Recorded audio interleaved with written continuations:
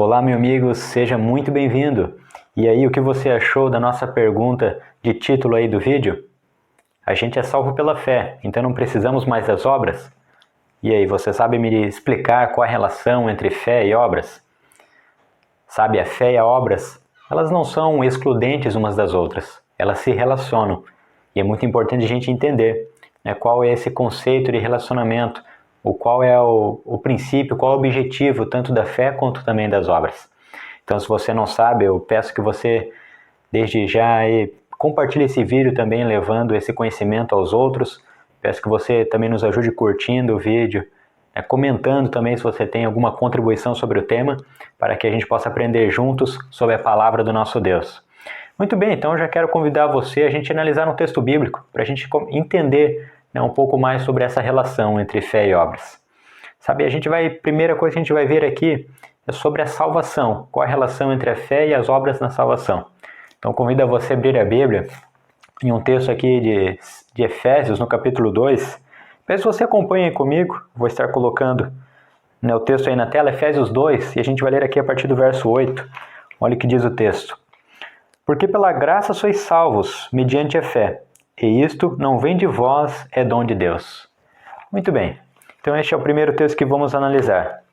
Veja que aqui, de acordo com o texto, a salvação é unicamente pela fé, na graça de Cristo Jesus. E diz o texto que é um dom de Deus. Não é algo que vem do ser humano, né? É um presente de Deus. É um presente imerecido, concedido de Deus aos seres humanos que têm fé, né, em Cristo Jesus. Então, o problema que acontece realmente, né, nessa questão de fé e obras é justamente que as pessoas tentam utilizar de um ou de outro no lugar errado. Por exemplo, a respeito da salvação, é unicamente por meio da fé. As obras não são um meio para a salvação. A salvação é unicamente pela fé, né, no Cristo, né, que morreu por mim e por você, na graça de Cristo. Então, para a salvação, né, as obras da lei não são um meio. Mas veja que o texto continua. E aqui, a partir do verso 9, a gente encontra o seguinte. Não de obras para que ninguém se glorie, né, ainda falando sobre a salvação. Pois somos feitura dele, criados em Cristo Jesus para boas obras, as quais Deus de antemão preparou para que andássemos nela. Ou seja, nós somos salvos unicamente pela fé em Cristo Jesus. Mas isso que a gente foi criado em Cristo e a gente também é salvo por Ele para praticar boas obras. Ou seja, Jesus nos salva da condenação do pecado para que a gente possa viver uma vida de obediência ao seu lado. Isso quebra, né, alguns tabus de alguns que dizem que tudo que precisamos é aceitar a Cristo e não importa mais o que façamos. Não é assim. Não é assim. De acordo com a Bíblia, Jesus ele nos salva, ele nos resgata do pecado, da condenação do pecado, para que a gente possa viver uma vida de obediência com Ele. Estão entendendo? Sabe? E a salvação, ela não é um processo que ocorre instantaneamente. Pelo menos não na maioria dos casos. Por exemplo, a salvação ela se desenvolve durante uma vida toda. Durante toda uma vida. E nesse processo tem 3 conceitos importantes que você precisa aprender. O primeiro conceito é o conceito da justificação. O segundo conceito é o conceito da santificação. E o terceiro conceito é o conceito da glorificação. O que significa cada um desses conceitos? O primeiro conceito, a justificação, é o ato de Deus de tornar justos o pecador, por meio dos méritos do Cristo, de Jesus Cristo, que viveu uma vida sem pecado. Ou seja, o ato da justificação é quando Deus troca, né, a nossa vida pela vida de Cristo. Ou seja, nós vivemos uma vida pecadora, mas Cristo viveu uma vida íntegra. E essa justiça de Cristo é atribuída a nós por Deus.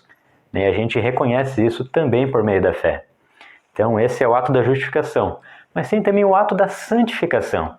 E esse segundo conceito, esse processo que se envolve na vida do cristão, é o processo no qual Deus vai moldando o coração, transformando o coração e o caráter do crente em Deus em o melhor que ele pode ser. Ou seja, esse é um processo que dura desde a salvação que é aceita por Cristo, desde o momento que você aceita Jesus, até a volta de Cristo, onde vai ocorrer a glorificação. Então veja o seguinte, na justificação, Deus ele nos justifica né, da vida do pecado, né, do ato pecador que a gente tinha, da vida pecadora que a gente levava. Ele nos justifica dessa vida. E a santificação, Jesus ele nos molda para que a gente torne-se obediente, ou seja, se afaste do pecado. E a glorificação é o ato final de Deus de restaurar completamente a imagem de Deus no ser humano que aceitou Ele por meio da fé.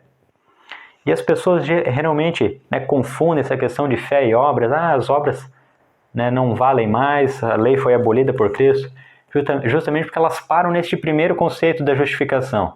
É ali o momento que a gente aceita Cristo, né, e que Ele atribui a nós a vida que Ele levou. Só que a vida se desenrola, a vida continua. Né, e eu não acredito, né, como alguns dizem, né, que uma vez salvo, salvo para sempre. De acordo com a Bíblia, não é bem assim. Né? A salvação é algo que a gente vai, né, desenvolvendo ao longo de toda a vida. Então, cabe aqueles processos que eu comentei com você. A justificação, a santificação e a glorificação.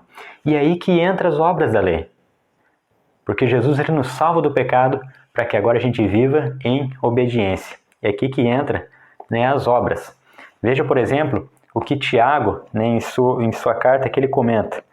Aqui no livro de Tiago, no capítulo 2, e olha o que diz aqui no verso 14. Meus irmãos, qual é o proveito se alguém disser que tem fé, mas não tiver obras? Pode acaso semelhante fé salvá-lo? Então termina com uma pergunta. Pode alguém ser salvo porque tem fé, mas durante a sua vida toda não teve nenhuma obra de misericórdia, alguma obra da lei? Sabe, aqui ele cita agora também um exemplo de Abraão. Olha que interessante. Abraão é reconhecido como o pai da fé, mas veja o que Tiago menciona aqui. Aqui a gente vai ler agora a partir do verso 21. Olha o que diz.